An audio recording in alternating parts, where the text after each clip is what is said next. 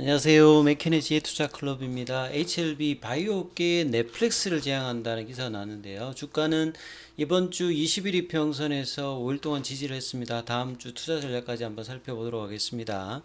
먼저 개장 전 미증시 선물 흐름부터 한번 살펴보겠습니다. 지금 개장 전 26분 정도가 남겨져 있는데요. 나스닥 선물 같은 경우는 0.43% 하락세 흐름 보여주고 있고, 다우 선물과 S&P 선물 같은 경우는 0.01%, 0.28% 하락세 흐름입니다.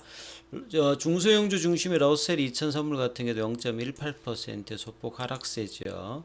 1월달 분위기가 뭐 예사롭지 않습니다. 결국 이제 긴축 관련되는 부분에서 2월 2일 우리 시간으로 발표되는 올해 첫 번째 FOMC에서 이제 베이비 스텝의 어떤 금리 인상 관련되는 부분들이 골디락스 분위기로 최근에 어떤 기술주 흐름들이 강세를 보였죠. 그래서 지금 헤드라인에도 보시게 되면 2023년도의 어떤 랠리가 이 작년에 이제 8월 달에 잭슨홀 미팅에서 이제 제롬 파월 연준 의장이 금리 인상 시그널 전까지 강하게 올라갔다가 이제 빠졌던 부분이었는데, 이 부분하고 비슷하다 이런 어떤 내용들의 기사들이 나오고 있습니다. 뭐 내용을 보면 이 최저점 대비해 가지고 지금 올해 뭐 테슬라도 지금 한 30% 정도 올라갔고, 넷플릭스 같은 경우에는 거의 지금 더블 정도 올라왔죠. 우리 국내 시장에서 인공지능이라든지 로봇 관련주들이 더블 흐름들이 나왔듯이 미국에서도 이제 기술주 중심의 어떤 반등들이 많이 나오고 있는데, 자, 이 부분들이 이제 2월 초에 결정이 나는 FOMC에서 어떤 분위기가 나올지, 계속 이제 이어갈지 아니면 다시 또 조정이 나올지가 미정시에서도 굉장히 중요하다, 이렇게 좀 보시면 되겠죠. 자, 1월달 한 달 가운데 수급상에서 가장 중요한 역할을 했던 부분은 뭐 외국인이었죠. 오늘도 외국인들이 코스피에서 무려 9,740억 정도를 매수했습니다. 기관도 그랬는데요. 개인들은 1조 대가 넘게끔 매도를 했고, 기관이 이제 코스닥에서는 좀 매도를 했는데 외국인들하고 개인들이 선물과 더불어서 매수에 나서면서 장 초반에 조금 이제 마이너스 전환이 나왔다가 코스피가 2500선 부근까지 갔다가 이제 종가는 이 부분을 탈환은 못했습니다만 굉장히 강한 흐름으로 1월달 흐름들을 지금 마무리를 하고 있는 어떤 분위기입니다. 자, 오늘도 이제 상승 종목 수가 하락 종목 수에 비해서 압도하면서 원달러 환율 자체는 60전 정도 좀 올랐습니다만 시장에서는 계속 강한 흐름들, 그리고 최근에 좀 조정을 받았던 인공지능과 로봇 관련주들이 다시 양봉으로 전환하면서 테마와 대형주 중심의 강세가 지속되고 있습니다. 자, HLB는 이번 주에도 20일 이평선에서 지지는 받고 있습니다만 시장 대비해서 큰 흐름이 없는 그냥 보합세 흐름으로 일주일 동안 진행이 되었습니다. 그래서 중요 라인이 이제 3만 이 4천원대 위로 가야 어느 정도 이제 윗방향이 열리는 가격이고, 보시다시피 볼린저 밴드 상단이 못 넘어가 있죠.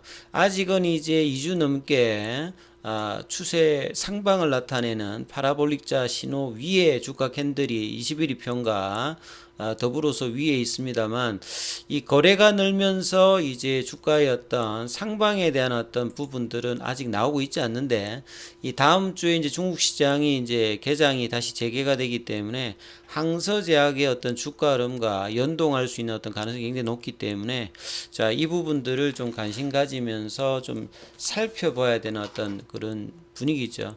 오늘 전반적으로 이제 현물 수급에서 보셔야 되는 부분들은 외국인들은 조금 이제 매수를 했고, 기관은 매도, 개인들은 이번 주 내내 좀 매도를 하는 흐름이었죠. 그리고 시간에 다시 또 이제 150원 빠져서 31,150원 정도.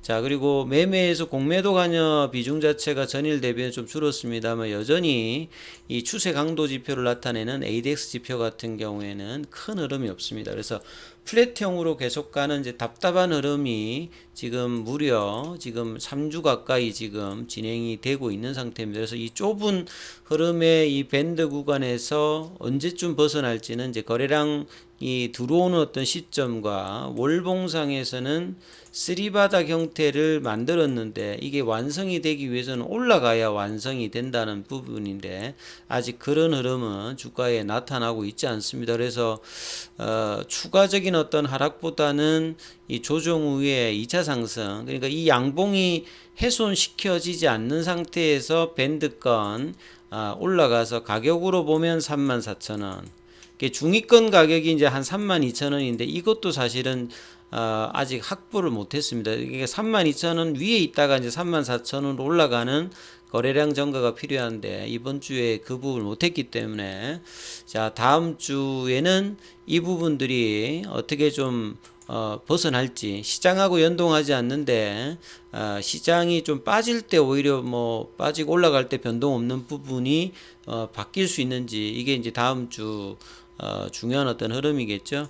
오늘 뭐 기사를 보게 되면 이런 어떤 기사가 있습니다. 최근에 이제 HLB 인베스트먼트 대표인 임창윤, 이분이 이제 HLB 그룹의 부회장으로 이제 승격이 되었죠. 그래서 결국은 진양곤 회장도 이제 금융권 출신이고 임창윤 부회장 같은 경우에도 이제 정권회사에서 뭐 IB 쪽 하다가 이제 이렇게 왔습니다. 그래서 2021년도에 HLB 인베스트먼트의 대표이사로 취임했고 결국은 이제 방향이 진양곤 회장과 이제 공감하는 방향으로 이제 M&A를 통해서 또 한 번의 어떤 성장을 하겠다. 그러니까 시가총액이 유지되고 있는 상태에서 리보세라님의 어떤 부분의 어떤 신약 승인과 더불어서 제2의 이제 향후에 리보세라님을 찾는 어떤 과정들도 같이 이제 병렬로 진행한다, 이렇게 봐야 될 것 같은데요.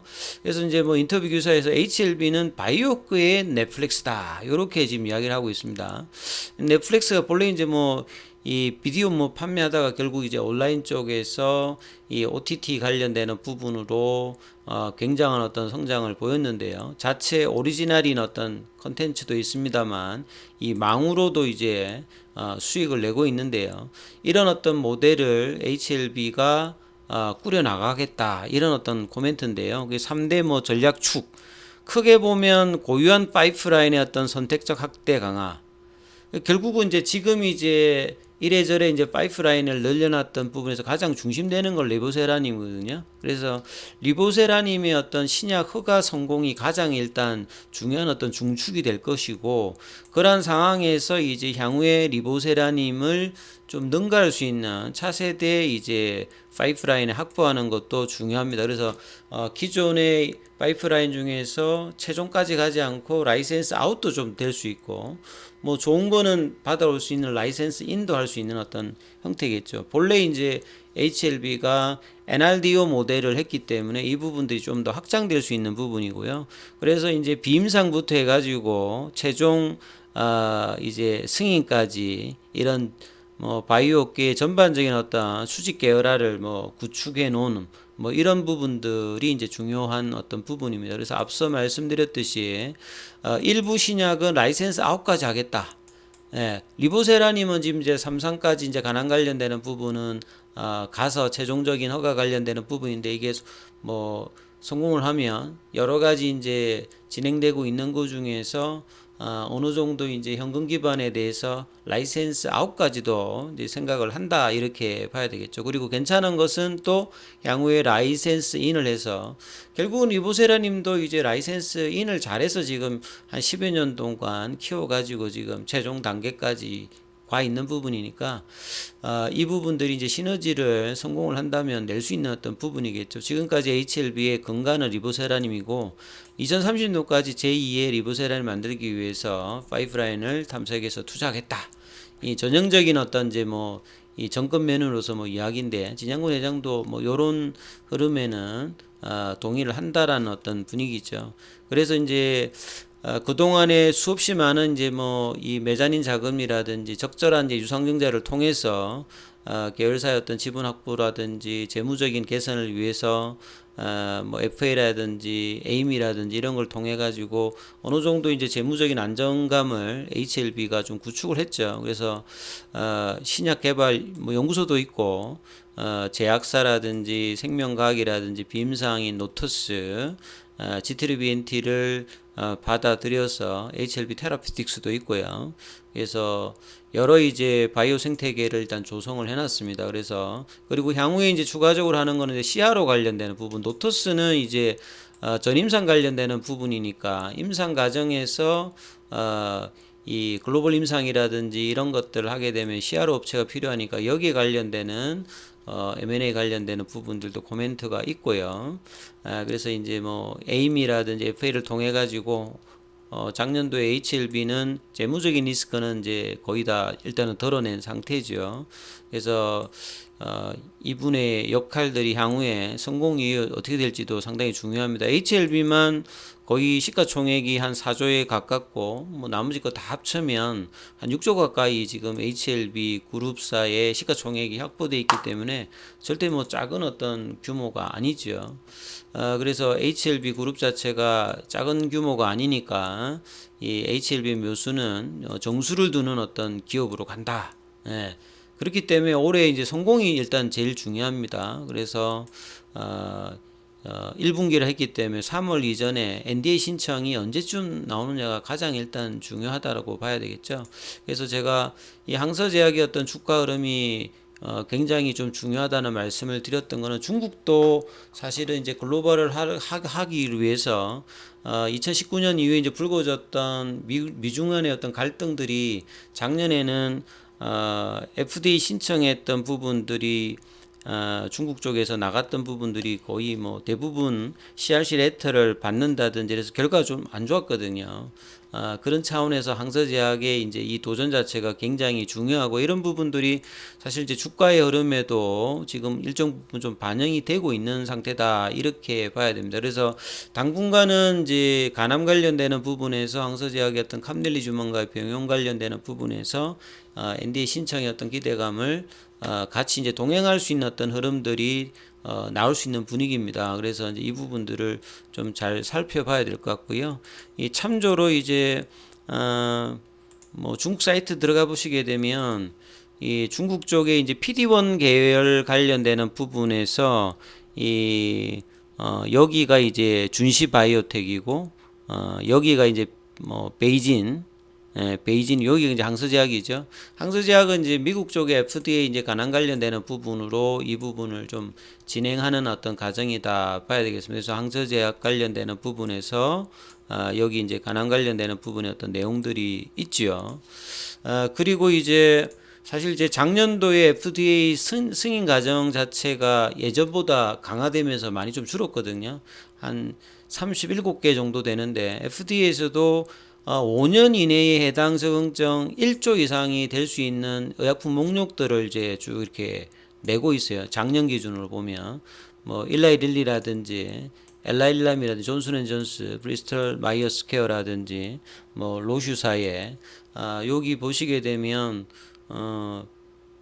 여러 이제 관련되는 부분에서 2028년도에 예상되는 매출 자체가 이 블록버스터를 다 넘어갈 수 있는 부분으로 나오죠.